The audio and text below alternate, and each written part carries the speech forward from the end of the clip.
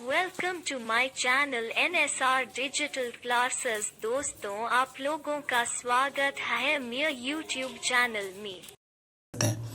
तो दोस्तों, आज का जो चैप्टर है वो है वृत्त, और ये कक्षा 10 गणित अध्याय नंबर 10 और चैप्टर नंबर वृत्त है। ठीक है, तो सबसे पहले वृत्त के बारे में हम जानेंगे चीज़ों को। वृत्त के सभी चीज़ों को हम पढ़ेंगे जो इस चीज़ में हमें हेल्प करेगी।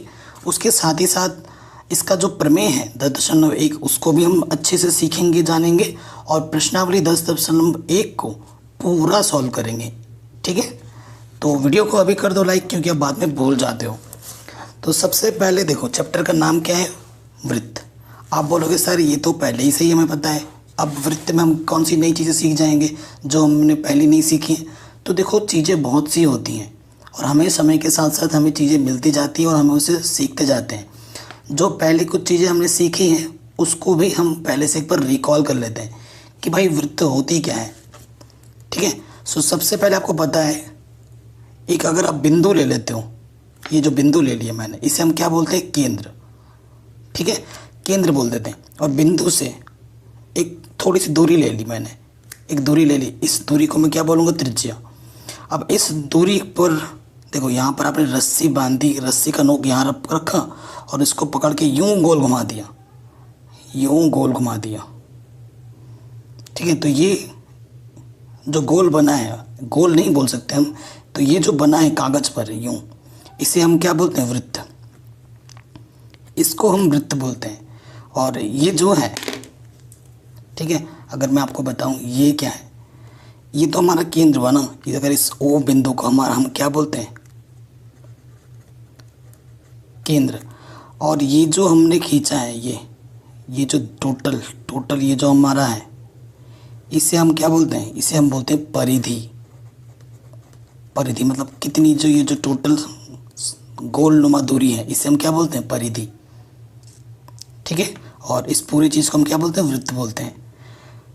अब ये जो चीज़ है यहाँ से लेकर यहाँ तक, इस बिंदु को मैं कुछ नाम दे देता हूँ, पी नाम देता हूँ। ये जो मेरा ओपी है, इस ओपी को हम क्या बोलते हैं? त्रिज्या। इसको त्रिज्या बोलते हैं। और इसे आर से प्रदर्शित किया जाता है, छोटे वाले आर से। आर से इसलिए प्रदर्शित किया जाता है क्योंकि त्रिज्या को हम बोलते हैं अंग्रेजी में रेडियस। रेडियस के लिए आर आता है, तभी त्रिज्या को हम आर से प्रदर्शित करते हैं। ठीक है, तो त्रिज्या कहते किसे हैं? केंद्र से परिधि तक की दूरी को त्रिज्या कहा जाता है। केंद्र से परिधि तक की दूरी को क्या कहते हैं? त्रिज्या कहते हैं। ठीक है, अब आपके मन में और एक चीज़ आ रही होगी। देखो, मैंने इसको और जोड़ दिया। देखो, ये परिधि है, ये परिधि है। परिधि से परिधि को मिला है वह रेखा जो परिधि से परिधि को मिलाती है और केंद्र से होते हुए जाती है। इसको मैं क्यों बोल देता हूँ? वह रेखा जो परिधि से परिधि को मिलाती है परंतु केंद्र से होते हुए जाती है, उसे हम बोलते हैं व्यास। उसे हम क्या बोलते हैं? व्यास। आपसे क्वेश्चन में पूछ सकता है, व्यास और त्रिज्या में क्या संबंध है? आपसे ये सवाल कोई पूछ सकता है, अरे भैया बताओ, व्यास और त्रिज्या में क्या संबंध है? और व्यास को प्रदर्शित किया जाता है डी से। किससे प्रदर्शित किया जाता है? डी से। डी से क्यों प्रदर्शित किया जाता है? क्योंकि व्यास को अंग्रेजी में बोलते हैं डायामीटर, इसीलिए डी से प्रदर्शित किया जाता है। ठीक है, अब अगर व्यास की बात की जाए, देखो आपने यहाँ से बोला ये त्रिज्या होती है, ये त्रिज्या हुई है ना, यहाँ पर भी आर है, यहाँ पर भी आर है, तो यहाँ से लेकर यहाँ तक आर है, यहाँ से लेकर यहाँ तक आर है। कितने आर हुए? 2 आर। तो जो डी होता है ना, वो 2 आर के बराबर होता है। यानी कि जो व्यास होता है वो त्रिज्या का दुगना होता है। ठीक है, अगर यानी कि त्रिज्या जो होती है वो व्यास की आधी होती है। ये सब चीज़ें हम यूज़ करेंगे। यानी कि जो डी का मान होता है वो, जो आर का मान होता है, जो आर का मान होता है वो D/2 होता है। ये संबंध है। आया समझ इन चीज़ों के बारे में? थोड़ा और विस्तार पे जाते हैं। अच्छा, वृत्त ही क्यों कहते हैं ये भी थोड़ा जान लो। ये जो हमारा केंद्र हुआ ना, अब यहाँ से यहाँ तक की दूरी, ये जो दूरी है, ये जो दूरी है, ये जो दूरी है, ये जो दूरी, ये सब त्रिज्या हैं। इन सब का मान r के बराबर होता है। इन दूरियों का मान समान होगा। जब जब आप केंद्र से परिधि को मिलाओगे ना, इन सब की दूरी समान होगी। अगर इस P ये O मान लो, ये P, ये जो OP है वो किसके बराबर होगी, OQ के। ये कुछ T मान लो, किसके बराबर होगी, OT के। मतलब केंद्र से परिधि की दूरी, कहीं पर भी कोई बिंदु ले लो और उसको मिला दो तो वो त्रिज्या के बराबर ही आएगा। ये खास बात होती है वृत्त में। ठीक है। तो त्रिज्या जितनी भी होती हैं वृत्त की, सभी त्रिज्याएं बराबर होती हैं किसी एक वृत्त की। ठीक है ना। तो ये वृत्त में जो त्रिज्या होती है वो बराबर होती है। ये चीज़ पता चल गई, व्यास पता चल गया, त्रिज्या पता चल गई। अच्छा, और एक चीज़ भी है। और एक चीज़ क्या है, जीवा। इसे हम जीवा बोलते हैं। आप बोलोगे सर इसे जीवा क्यों बोल रहे हैं? तो देखो, जीवा क्या होती है, परिधि से परिधि को मिला रहा है किंतु केंद्र से होता हुआ नहीं जा रहा है। वह रेखा जो परिधि से परिधि को मिलाती है परंतु केंद्र से होता हुआ नहीं जा रहा है। जा रहा है क्या टच करते हुए इसको? नहीं जा रहा है। तो वह रेखा जो परिधि से परिधि को मिलाए उसे हम जीवा कहेंगे, जो केंद्र से होता हुआ ना जाए। ठीक, तो उसे हम क्या बोलेंगे, जीवा। तो जीवा भी पता चल गया हमें, त्रिज्या भी पता चल गई, वृत्त के बारे में जान गए, केंद्र क्या होता है वो जान गए, परिधि क्या होती है हम जान गए। अब लगे हाथ कुछ चीज़ें और जान लेते हैं। जैसे वृत्त का क्षेत्रफल। ठीक है, वृत्त का क्षेत्रफल ए मतलब एरिया, ए बराबर क्या होता है, पाई आर स्क्वायर। ठीक है, सूत्र याद रखिएगा। और एक आएगा आपके पास वृत्त की परिधि। परिधि मैंने अभी आपको बताया था ना, ये जो चीज़ है ना इसे हम क्या बोलते हैं, इस दूरी को हम बोलते हैं परिधि। तो जो परिधि है, परिधि को अंग्रेजी में सी से प्रदर्शित करते हैं और इसका सूत्र होता है 2 पाई आर। तो ये दो सूत्र याद कर लीजिएगा, एक क्षेत्रफल वाला, एक परिधि वाला। ठीक हो गया, इतना है समझ में आपको? ठीक है। अब पाई का मान बच्चे यूज़ करते हैं 22/7। जब तक बोला ना जाए तब तक आपको 22/7 यूज़ नहीं करना है। जब जो क्वेश्चन में बोला जाएगा आपको वही मान यूज़ करना है। पहले मैं आपको बताना चाहता हूँ, पाई एक अपरिमेय संख्या है, एक नंबर में आ सकता है। पाई क्या है, पाई अपरिमेय संख्या है। आप बोलोगे सर ये तो P/Q के रूप में लिखा है, तो आप इसे अपरिमेय संख्या कैसे बोल रहे हो? परिमेय संख्या तो सर P/Q के रूप में होती है। तो मैं बोलूँगा आप सही हो, लेकिन पाई का जब मान आप कैलकुलेटर में चेक करोगे ना तो ये अशांत है, मतलब ख़त्म नहीं होता, कभी भी चलता जाता है। तो जो अशांत होते हैं उसे हम क्या बोलते हैं, अपरिमेय संख्या बोलते हैं। और ये 22/7 जो है ना, पाई का मान, ये फिक्स मान नहीं है। ठीक है, इसीलिए ये एक अपरिमेय संख्या है। परिमेय संख्या, अपरिमेय संख्या के बारे में चैप्टर नंबर 1 में मैंने डिटेल में बता रखा है, तो वहाँ से आप देख सकते हैं। इतना कुछ हो गया। ठीक है, अब वृत्त के बारे में जो बेसिक चीज़ें वो हमने जान ली हैं। अब चैप्टर में जो चीज़ें आएंगी वो हम जान लेते हैं। जैसे कि स्पर्श रेखा। ये स्पर्श रेखा क्या है, नाम से ही स्पष्ट हो रहा है। स्पर्श का मतलब क्या होता है भाई, जैसे ये मेरा हाथ है, इसको मैंने टच किया, ये मैंने एक बार स्पर्श किया है ना, तो स्पर्श का मतलब छूते चला जाना, छू कर चला जाना। ये मेरा वृत्त है, ये एक रेखा आई और इसको एक बिंदु पे छू के चली गई, इसने एक ही किसी बिंदु पे छुआ है। तो स्पर्श रेखा क्या होती है, वह रेखा जो वृत्त के किसी एक बिंदु को छूती हुई चली जाए। मान लेते हैं ये बिंदु P है, वह रेखा जो वृत्त के किसी एक बिंदु को छूती हुई चली जाती है उसे हम स्पर्श रेखा कहते हैं। छूती की जगह आप स्पर्श भी लिख सकते हो। वह रेखा जो वृत्त के किसी एक बिंदु को स्पर्श करती हुई जाती है उसे हम स्पर्श रेखा बोलते हैं। ठीक, समझ में आया? अब आपसे क्वेश्चन पूछा सकता है एग्जामिनर। ये अब बात करते हैं छेदक रेखा की। छेदक रेखा का मतलब ये मत समझना छेद करते हुए जाएगा, है ना, एकदम होल बना देगा, ऐसा नहीं है। छेदक रेखा का मतलब होता है काटते हुए जाएगा, जैसे ये। और छेदक रेखा एक बिंदु पे नहीं, दो बिंदु पे काटता है, यहाँ पर, यहाँ पर। ये हमारी क्या हुई, छेदक रेखा। ठीक है, ये हुआ, ये मेरा छेदक रेखा हुआ, ये हुआ, ये हुआ, ये सब मेरे क्या है, छेदक रेखा है। तो छेदक रेखा उस रेखा को कहा जाता है जो वृत्त को दो बिंदुओं पर काटती है, प्रतिच्छेदित करती है। ठीक है, छेदक रेखा आप किसे बोलेंगे कि वह रेखा जो वृत्त को दो बिंदुओं पर प्रतिच्छेदित करते हुए जाती है उसे हम छेदक रेखा कहते हैं। ठीक है, आया समझ में छेदक रेखा के बारे में। तो छेदक रेखा के बारे में भी हम जान गए। सो एनसीईआरटी का जो टॉपिक है वृत्त की स्पर्श रेखा है वो भी हो गया। अब इसे पढ़ लीजिए, किसी वृत्त की स्पर्श रेखा वह रेखा है जो वृत्त को केवल एक बिंदु पर प्रतिच्छेद करती है। ठीक है, हम पढ़ चुके हैं, ये बता दिया है मैंने।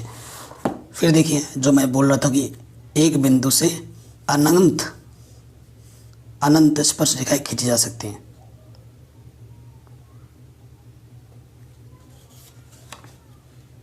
ये पॉइंट आप नोट कर लेना, ब्लैक में जो लिखा है कि जो एक पॉइंट होता है ना, ये जो देखो जा रही है बीचों बीच, ये छेदक, ये स्पर्श रेखा नहीं है, ये तो हमारी छेदक रेखा हो गई। क्यों ना, क्योंकि एक पॉइंट दो पॉइंट पर कट कर रहा है। अगर सिर्फ एक ही बिंदु हमारे पास हो तो एक बिंदु से सिर्फ एक ही स्पर्श रेखाएं खींची जा सकती है। और यहाँ पे लिखा हुआ है देखिए, वृत्त की एक बिंदु पर एक और केवल एक स्पर्श रेखा होती है। बाकी जो खींचने की कोशिश करोगे ना तो वो दो बिंदु पर कट जाएगा, दो तीन बिंदु पर कटेगा। जब दो या से ज़्यादा बिंदु पर कट करने लगे तो वो स्पर्श रेखा नहीं होगी, तब वो क्या हो जाएगी, छेदक रेखा। और हमसे क्या पूछ रहा है भाई, स्पर्श रेखा के बारे में। तो अगर एक बिंदु से कितने खींच सकते हैं, केवल एक स्पर्श रेखा खींची जा सकती है। और यहाँ पे लिखा हुआ भी यहाँ पे एनसीईआरटी में। अब आते हैं नेक्स्ट, यहाँ पर क्या बोल रहे हैं, किसी वृत्त की स्पर्श रेखा छेदक रेखा की एक विशिष्ट दशा है जब संगत जीवा के दोनों सिरे संपाती हो जाएं।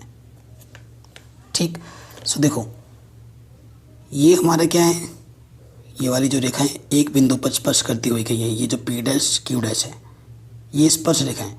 और ये वाली क्या है, ये हमारी छेदक रेखा है। ठीक है, इनके समांतर जब खींचते जाओगे खींचते जाओगे खींचते जाओगे तो यहाँ पे जो आएगा, ये जो पी डैश क्यू डैश है और ये P double dash Q dash है, ये दोनों आपस में क्या हो जाएंगे, समांतर। यही बोल रहे हैं। तो स्पर्श बिंदु स्पर्श रेखा के बारे में हम सीख चुके हैं। अब हम आ रहे हैं प्रश्न, इस प्रश्नावली को करने से पहले प्रमेय 10.1 पर ढंग से पढ़ना। प्रमेय 10.1 क्या कहती है, वृत्त के किसी बिंदु पर स्पर्श रेखा स्पर्श बिंदु से जाने वाली त्रिज्या पर लंब होती है। इसे आप अपनी कॉपी में लिख लेना। अब इसका मतलब मैं समझा दे रहा हूँ कि प्रमेय 10.1 का क्या मतलब है।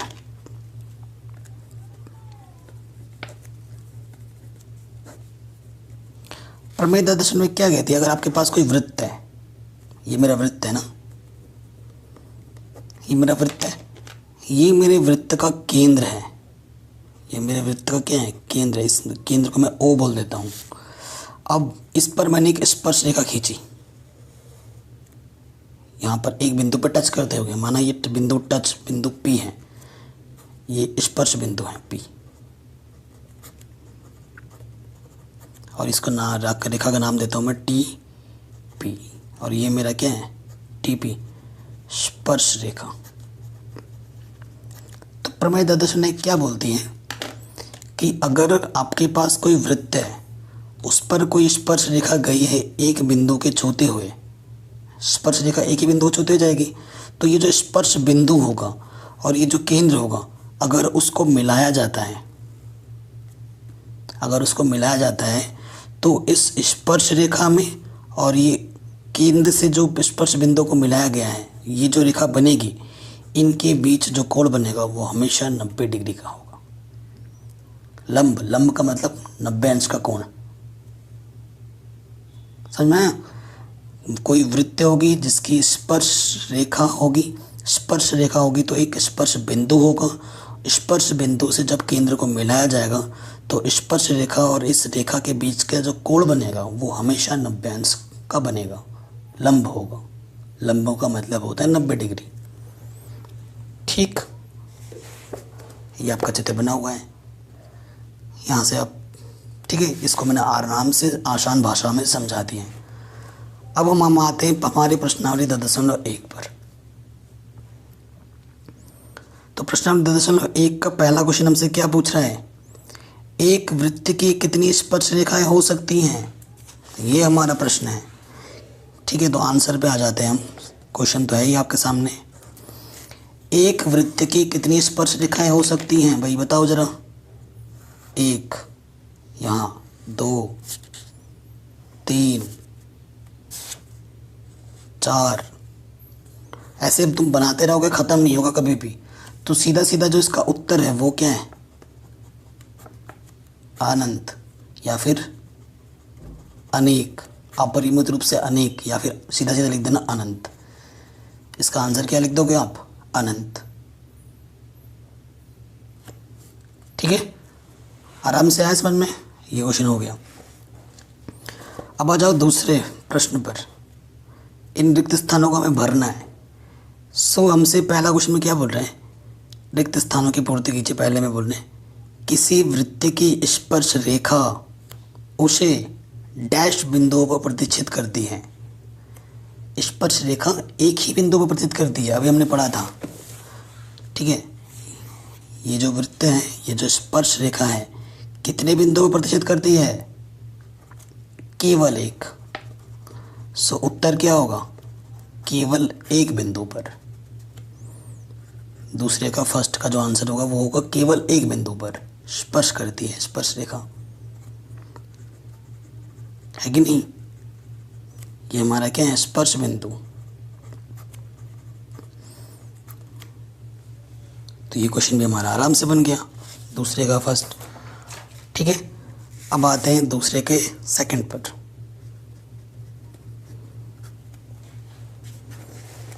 तो देखो दूसरे के सेकंड पे आ गए हम। क्या बोल रहे हैं? वृत्त को दो बिंदुओं पर प्रतिच्छेद करने वाली रेखा को हम क्या कहते हैं? अभी मैंने बताया था, दो बिंदु पर जब प्रतिच्छेद करेगा तो क्या बोलेंगे? वो तो छेदक रेखा, है ना। ये देखो, ये वृत्त है, दो बिंदुओं पे कट कर रहा है, एक यहाँ पर और यहाँ पर। तो ऐसी रेखा को हम क्या बोलते हैं? छेदक रेखा। तो दूसरे का जो आंसर होगा वो क्या होगा? छेदक रेखा। ठीक, समझ में आया? तीसरे पे आ जाऊं। कह रहे एक वृत्त की डैश समांतर स्पर्श रेखाएं हो सकती हैं। एक वृत्त की कितनी समांतर रेखाएं हो सकती हैं? एक वृत्त की डैश समांतर, ये वर्ड स्पेशल है, स्पर्श रेखाएं हो सकती हैं। स्पर्श रेखा ये एक बिंदु पर टच करते हुए गया, यहाँ पे टच करते हुए गया, तो केवल दो हो सकती हैं। आंसर क्या होगा? 2। अगर आप तीसरा बनाने जाओगे तो यहाँ से अगर करते भी हो तो ये स्पर्श रेखा नहीं है, ये भाई क्या है? छेदक रेखा है। और ये हमारा स्पर्श रेखा केवल एक बिंदु पर टच कर रहे हैं, एक बिंदु पर टच कर रहे हैं, हाँ। तो एक वृत्त की अगर समांतर स्पर्श रेखाएं खींचनी है तो वो कितनी हो सकती हैं? 2। ठीक है, तो ये थर्ड का आंसर था। अब हम आते हैं फोर्थ वाले पे। कह रहे हैं वृत्त तथा उसकी स्पर्श रेखाएं के उभयनिष्ठ बिंदु को क्या कहते हैं? वृत्त तथा उसकी स्पर्श रेखा के उभयनिष्ठ बिंदु को, उभयनिष्ठ का मतलब होता है जो दोनों पर हो। पहले देखो वृत्त बनाओ, वृत्त बनाया और उसका जो स्पर्श रेखा है, ये स्पर्श रेखा ये यहाँ पर टच कर दे गया, ये जो बिंदु वृत्त पर भी है और ये बिंदु स्पर्श रेखा पर भी है, तो इस बिंदु को हम क्या बोलते हैं? स्पर्श बिंदु। इसको क्या बोलते हैं? स्पर्श बिंदु। ये बिंदु यहाँ इस स्पर्श रेखा पर भी है और ये बिंदु वृत्त पर भी है। तो इन दोनों के जो उभयस्थ बिंदु को हम क्या बोलते हैं? स्पर्श बिंदु। ये हमारा उत्तर होगा।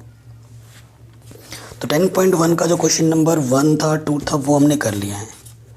चलिए थर्ड पर आते हैं।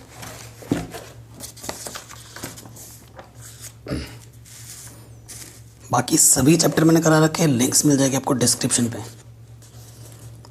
थर्ड क्वेश्चन पे आते हैं। थर्ड क्वेश्चन में क्या बोल रहे हैं? 5 सेंटीमीटर त्रिज्या वाले एक वृत्त के बिंदु P पर स्पर्श रेखा PQ केंद्र O से जाने वाली एक रेखा से बिंदु Q पर इस प्रकार मिलती है कि OQ 12 है, PQ की लंबाई ज्ञात कीजिए। ठीक है, और ये कौन सा उत्तर सही होगा वो हमें बताना। 4 ऑप्शन दे रखे, कौन सा सही है वो बताना। तो मेन चीज़ है, क्वेश्चन को पढ़ो। 5 सेंटीमीटर की त्रिज्या है एक वृत्त की और जो स्पर्श बिंदु है वो P है। स्पर्श रेखा PQ केंद्र O से जाने वाली एक रेखा से बिंदु Q पर इस प्रकार मिलती है कि जो हमारा OQ है वो 12 है। तो PQ की लंबाई ज्ञात करनी है। चलिए क्वेश्चन को पढ़ते हैं और चित्र बनाते हैं। एक हमारे पास क्या है? वृत्त है। ठीक है, जिसकी त्रिज्या कितनी है? 5 सेंटीमीटर है। 5 सेंटीमीटर त्रिज्या वाले एक वृत्त के बिंदु P पर स्पर्श रेखा PQ। पहले हम एक स्पर्श रेखा बनाते हैं। ये P जो मेरा है वो स्पर्श बिंदु है। ठीक है, P पर स्पर्श रेखा PQ केंद्र O, यहाँ पर O है, यहाँ पर फिर Q होगा। त्रिज्या हमारी कितनी है? त्रिज्या हमारी बोली है 5 सेंटीमीटर। ये हमारा केंद्र से स्पर्श बिंदु की जो दूरी है उसी वो त्रिज्या होती है। ठीक है, ये 5 सेंटीमीटर दे रखा है और हमें OQ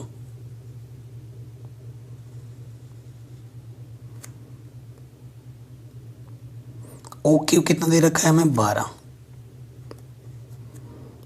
ठीक है, तो हमें PQ की लंबाई ज्ञात करनी है। PQ की लंबाई ज्ञात करनी है, ये वाली लंबाई। ठीक है, तो देखिए अब हमें देखेंगे, चूंकि प्रमेय 10.1 के अनुसार यहाँ पर जो कोण P होगा वो कितना होगा? 90 डिग्री होगा। ये बताना ज़रूरी है, 90 डिग्री होगा। अतः त्रिभुज OPQ एक समकोण त्रिभुज है, इसलिए पाइथागोरस प्रमेय से। अब जब ये भाई समकोण है तो समकोण वाले में आप क्या लगा सकते हो? पाइथागोरस प्रमेय। ये 90 है, 90 के सामने वाला क्या होता है? कर्ण। ठीक है, ये नीचे लेटा हुआ इसे हम क्या बोलेंगे? आधार। और ये जो लंबा खड़ा होता है इसे हम क्या बोलते हैं? लंब। पाइथागोरस प्रमेय क्या कहती है? कर्ण का वर्ग बराबर जो होता है वो होता है आधार का वर्ग प्लस लंब का वर्ग। कर्ण हमारा है 12, 12 का वर्ग। आधार हमारे पास पता नहीं, आधार हमें ज्ञात करना है। और लंब हमारे पास है 5, कर्ण 12। ठीक है, 12 का वर्ग 144। आधार मेरे पास क्या है? PQ। और 5 का वर्ग क्या होता है? 25। ये प्लस का इधर आके क्या होगा? माइनस का। तो घटाएंगे 144 में से 19 और 25 घटाएंगे तो क्या आ जाएगा? 119। PQ का वर्ग। हमें PQ निकालना है, तो PQ निकालने के लिए हमें क्या करना पड़ेगा? वर्गमूल। तो ये वर्गमूल लग गया। ठीक है, प्लस में ही लेंगे क्योंकि दूरी का मान कभी भी ऋणात्मक नहीं होता है, क्योंकि वर्गमूल लेने पे प्लस माइनस लेते हैं ना। तो हमें यहाँ प्लस का ही लेना है, माइनस का नहीं लेना है। क्यों? क्योंकि दूरी कभी भी माइनस में नहीं होती है। तो जो PQ का मान होगा वो कितना होगा? √119। ठीक है, तो जो ऑप्शन नंबर D है हमारा वो सही हो जाएगा। ठीक, अब आ जाओ नेक्स्ट क्वेश्चन में। अब हमें एक चित्र बनाना है। कह रहे हैं एक वृत्त खींचिए और एक दी गई इस रेखा के समांतर दो ऐसी रेखाएं खींचिए कि उनमें से एक स्पर्श रेखा और दूसरी छेदक रेखा हो। फिर से ध्यान से पढ़िए। एक वृत्त खींचिए और एक दी गई रेखा के समांतर बोल रहे हैं, एक रेखा दी गई है, दो और ऐसी रेखाएं खींचनी है उनमें से एक स्पर्श रेखा हो और दूसरी छेदक रेखा हो। बड़ा आसान है। देखिए क्वेश्चन नंबर ये हमारा 4 है। ये हमारे पास एक वृत्त है जिसका केंद्र यहाँ O है, ठीक है। सो ये एक हमारी दी हुई रेखा है। इसके समांतर हमें दो रेखाएं और खींचनी है। इसके समांतर, इसी रेखा के समांतर एक खींचनी है मेरी को स्पर्श रेखाएं। ये मेरी स्पर्श रेखाएं जो आपस में क्या हो, समांतर हो। और इसी के समांतर और एक खींचनी मेरे को छेदक रेखाएं। छेदक रेखा आपको पता है ना, दो बिंदुओं पर विभक्त करते हैं और स्पर्श बिंदु एक पॉइंट पर। और ये वाला जो ग्रीन वाला मैंने बनाया ये मेरी दी गई रेखाएं हैं। आ गया आंसर। तो आशा करता हूँ ये जो प्रश्नावली है और ये चैप्टर का जो इंट्रोडक्शन है वो आपको समझ में ज़रूर आया है। अगर ऐसा है तो प्लीज़ वीडियो को लाइक कर दो और हर जगह शेयर करो। डिस्क्रिप्शन में मैंने दे रखे हैं हर वीडियो के लिंक्स, उसको ज़रूर देखो ऑनलाइन प्लीज़ पूरा। Thanks for watching.